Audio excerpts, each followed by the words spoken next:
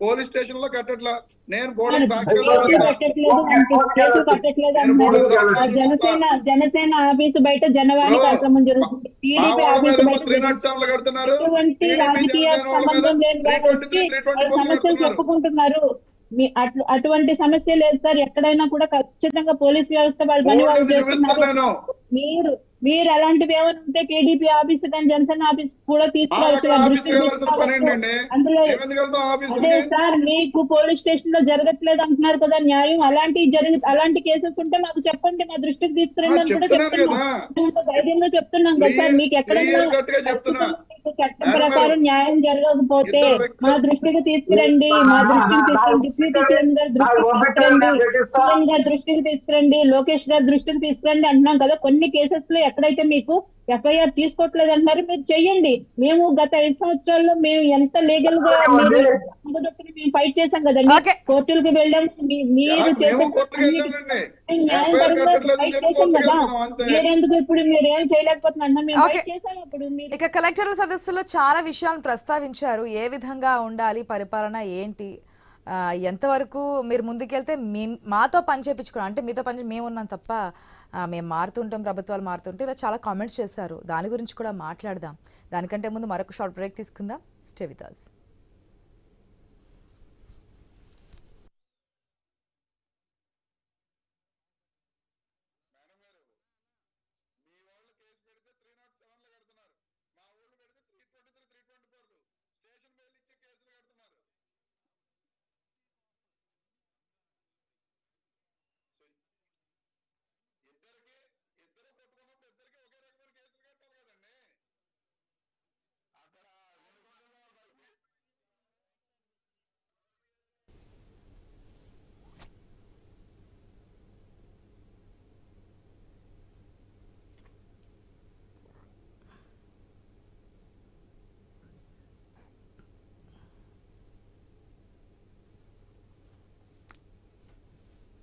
Welcome back to news agenda.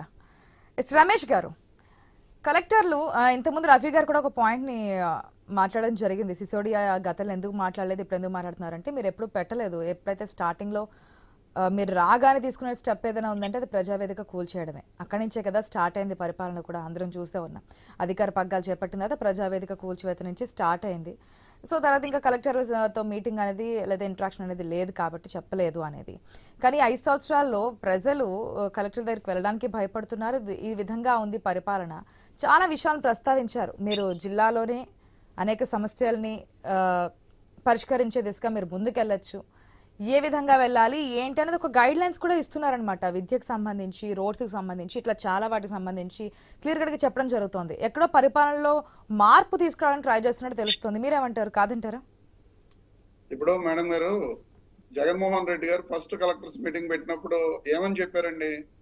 ప్రతి ఒక్కళ్ళకి కూడా నేను చెప్పిన విధంగా అతను కులం చూడొద్దు, మతం చూడొద్దు, ప్రత్యేకంగా పార్టీ చూడొద్దు, ప్రతి ఒక్కరికి కూడా నేను చెప్పిన నవరత్న పథకాలు అందాలి, ఎవరిని కూడా ఇందులో డిఫరెన్షియేట్ చేయొద్దు అని చెప్పి స్పెసిఫిక్ గా చెప్పడం జరిగిందండి. అలాగే లా అండ్ ఆర్డర్ ఇష్యూస్ లో కూడా మా పార్టీ వాళ్ళు తప్పు చేసినా, మీరు ఆ క్లిప్పింగ్స్ ఉంటే ఆ రోజు చెక్ చేయండి మేడం గారు. ఫస్ట్ కలెక్టర్స్ మీటింగ్ లో మా పార్టీ వాళ్ళు ఖచ్చితంగా వాళ్ళ మీద చర్యలు తీసుకోండి, ఎవరిని స్పేర్ చేయొద్దని చెప్పి చెప్పడం జరిగింది. దాని గురించే కోటమిరెడ్డి శ్రీధర్ రెడ్డి గారు ఆ రోజున ఒక ఎండిఓ మీద, ఆయన ఈ రోజు తెలుగుదేశం పార్టీలో ఉన్నారు, ఆయన ఎమ్మెల్యేగా, నెల్లూరు రూరల్ ఎమ్మెల్యే కోటమిరెడ్డి శ్రీధర్ రెడ్డి గారు ఎండిఓ మీదగా దురుసుగా వెళ్లారని చెప్పి ఆయన మీద కూడా కేసు కట్టడంతో ఆయన చాలా బాధపడ్డారు. ఆ రోజున నేను ఎమ్మెల్యే అయ్యుండి కూడా నేను ప్రజల పక్షాన పోరాటానికి వెళ్తే నా మీద కేసులు కట్టారని చెప్పి ఆయన ఇన్నర్ గా ఫీల్ అవడం జరిగింది. అలాగా జగన్మోహన్ రెడ్డి గారు ఎవరన్నా తప్పు చేస్తే తన పార్టీ వాళ్ళైనా సరే ఖచ్చితంగా చర్యలు తీసుకోమని చెప్పడం జరిగింది. కానీ ఈ రోజున కలెక్టర్స్ మీటింగ్ లో ఆయన ఏం చెప్పారండి? చంద్రబాబు నాయుడు గారు పొలిటికల్ గవర్నెన్స్ చేస్తాం అని చెప్పి చెప్పడం జరిగింది. పొలిటికల్ గవర్నెన్స్ అంటే ఏంటి మేడం గారు? ఖచ్చితంగా కలెక్టర్ల మీద లేదా ఐఏఎస్ ఐపీఎస్ మీద పొలిటికల్ గా మా ప్రెజర్ ఉంటది, మీరు మా ఎమ్మెల్యేలు మా మంత్రులు ఏం చెప్తారో అది చేయండి అని డైరెక్ట్ గా చెప్పకుండా ఇండైరెక్ట్ గా చెప్పారు.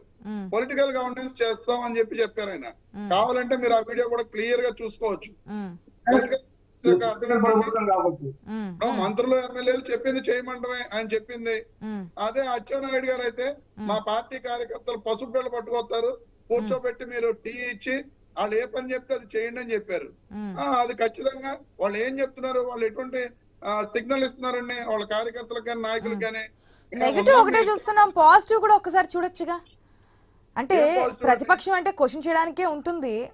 యాజ్ ఎ లాస్ట్ టైం అధికార పార్టీగా ఇప్పుడు 11 స్థానాలు వచ్చినప్పటికీ కూడా మీరు ప్రతిపక్ష పార్టీగానే భావిస్తున్నారు కాబట్టి క్వశ్చన్ చేయడానికే ఉంటారు. ఎప్పుడు పాజిటివ్ అంతే కదా, చెప్పడానికి కాదు, తప్పేదో మైనస్ జరిగితే చెప్పడానికే మేము ఉంటారు. question చేయడానికి ఉంటాం. కానీ మొత్తం జరిగినటువంటి మీట్లో ఎక్కడ ఒక్క పాజిటివ్ కూడా కనిపించట్లేదు అంటారు రమేష్ గారు?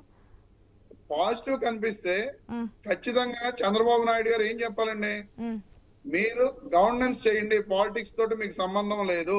ఉమ్, పాలిటిక్స్ అనేవి నేను, పవన్ కళ్యాణ్ గారు లేకపోతే ఇతర నాయకులు మేము చూసుకుంటాం గ్రౌండ్ లెవెల్లో. ఉమ్, ఆయన స్పెసిఫిక్ గా చెప్పేశారు కదండి అన్న, రఫీ గారు ఒక నిమిషం. తెలీదు, ఉమ్, మేము చెప్పిందే మీరు చేయండి అని చెప్పి ఇండైరెక్ట్ గా పొలిటికల్ గవర్నెన్స్ చేయండి అని చెప్పి చెప్పడం జరిగింది చంద్రబాబు నాయుడు గారు. ఎందుకంటే ప్రతి జిల్లాకు 5 కోట్లు ఇస్తాము, కావాల్సినటువంటి రోడ్లు కానీ లేదంటే మరుగుదొడ్లు కానీ ఇవన్నీ కూడా మెయిన్ నీడ్స్ ఏదైతున్నాయి చూడండి, ప్రజలు ఇబ్బందులు పడకుండా చూడండి, ఇవన్నీ కూడా మెయిన్ కాదంటారా? ఇవన్నీ కూడా పక్కకు పెట్టేసే అంశాలేనా? ఆశా గారు ఉమ్, మాటలు చెప్పడం వేరు, ఉమ్, అక్కడ పని చేయడం వేరు. ఉమ్, యనమల రామకృష్ణుడు గారు ఉమ్, ఆయన గవర్నమెంట్ జగన్మోహన్ రెడ్డి గారు ముఖ్యమంత్రి కాగానే అక్కడ ఆయన చేయడానికి ఏమీ లేదు, 100 కోట్లు మాత్రమే ఖజానాలో ఉన్నాయి, ఉమ్, తేవాల్సిన అప్పులన్నీ కూడా మేమే తెచ్చేసామని చెప్పి చెప్పారు. ఉమ్, గవర్నమెంట్ నడవలేదండి. ఉమ్, అలాగే చంద్రబాబు నాయుడు గారు కూడా 5 కోట్లు ఇవ్వడం, 10 కోట్లు ఇవ్వడం జనరల్ గవర్నెన్స్ లో జరుగుద్ది. ఉమ్, మేము ఉన్నప్పుడు జగన్మోహన్ రెడ్డి గారి ప్రభుత్వం ఉన్నప్పుడు కలెక్టర్ గారి దగ్గర 5 కోట్లు లేవంటారా? ఉమ్. ఏ కలెక్టర్ గారు అయినా మా దగ్గర కానీ 5 ఆ కోట్లు లేవంటారా? రోడ్ల దుస్థితి గురించి చాలా సందర్భాల్లో చాలా డిబేట్స్ లో మాట్లాడున్నాం. ఒక విధంగా ప్రజల్లో వ్యతిరేకత రావడానికి కూడా ఇదే కారణం అయి ఉండొచ్చేమో రమేష్ గారు, కాదంటారా? నేను ఖచ్చితంగా సో దాన్ని మెయిన్ అంగీకరిస్తాను. నీడ్స్ ఏదైతున్నాయో దాని మీద దృష్టి పెట్టండి. పరిశ్రమలు రావడం, ఎన్ని పరిశ్రమలు తెచ్చామని కాదు, ఎంతమందికి ఉపాధి కల్పించామనేది మెయిన్. మీకు ఎంతవరకు మీరు వర్క్ చేస్తారు, ది బెస్ట్ కలెక్టర్ అనిపించుకుంటే కనుక మీ పదవీ కాలం దాన్ని బట్టి ఆధారపడి ఉంటుంది. ఇట్లా చాలా విషయాలు చెప్పారు. మీరు వెళ్ళాలి, ప్రజలకు వెళ్ళాలి, వారి సమస్యలు తెలుసుకోండి. మమ్మల్ని ఎన్నుకునేది మీ చేత పని చేయించడానికి అని చెప్పి ఒక కామెంట్ చేస్తున్నారు.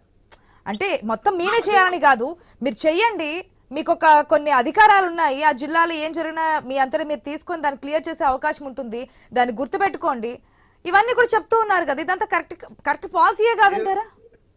ఏదన్నా ఒక ఇష్యూ వచ్చింది అనుకోండి మేడం గారు, అక్కడ ఎమ్మెల్యే గారు లేకపోతే మంత్రి గారు ఫోన్ చేస్తారు, ఫోన్ చేసి ఆ ఇష్యూని అలా చేయొద్దు, దాన్ని పెండింగ్ పెట్టండి అంటారు.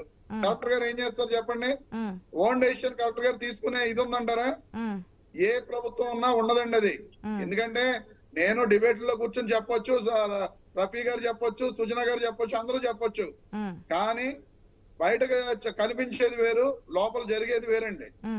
ఖచ్చితంగా జరగాలని కోరుకుందాం. వైఎస్ఆర్ కాంగ్రెస్ పార్టీ వాళ్ళకి ఏదైనా ఇబ్బంది వచ్చి అతను కంప్లైంట్ పెడితే కలెక్టర్ దగ్గర, కలెక్టర్ గారు అతనిది న్యాయమైన చర్యలు తీసుకునే పరిస్థితి ఉండదండి. ఎందుకంటే ఖచ్చితంగా అక్కడ ఉన్న లోకల్ ఎమ్మెల్యేలు ఎవరో లేనప్పుడు తప్పకుండా మళ్ళీ ప్రజా వ్యతిరేకత అనేది చూస్తాం రమేష్ గారు, తప్పకుండా చూస్తాం. ఒకవేళ గత మీరు అన్నారు ఏ ప్రభుత్వం అన్నా ఈ విధంగా జరుగుతుందని, మరొకసారి ఈ ప్రభుత్వం కూడా ఇట్లా చేస్తుందంటే నెక్స్ట్ ఏమో నోటాకు గెలిపించొచ్చేమో, కాంగ్రెస్ పార్టీని గెలిపించొచ్చేమో, వేరే పార్టీకి ఏదైనా అధికారం ఇవ్వచ్చేమో, చెప్పలేం ప్రజా తీర్పు ఏ విధంగా ఉంటుంది అనేది. సుజాత గారు ఏంటండి, సుజాత గారు చెప్పండి. మేడం వీళ్ళు కలెక్టర్లకు మేము చెప్పింది మీరు